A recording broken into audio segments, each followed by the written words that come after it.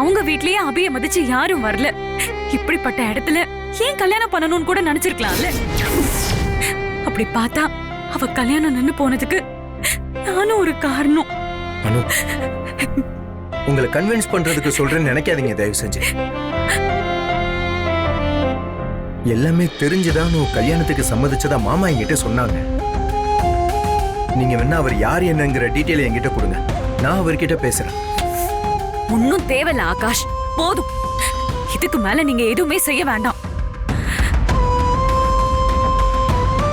அபி இப்பதான் அந்த விஷயத்த மறந்து இதோ பொட்டிக்கு வந்திருக்கா. அவளோட நினைப்பு முழுக்க நிறைய வேலை பார்க்கணும், அப்பா அம்மாவை நல்லா பாத்துக்கணும்ன்றதுதான். அவளுக்கு இந்த வயசுல எல்லா பொறுப்பையும் தலையில தூக்கி சுமக்கணும்னு என்ன தலையெழுத்தோ தெரியல. அந்த கடவுள் மட்டும்தான் அவளுக்கு நல்ல வழியா காட்டணும்.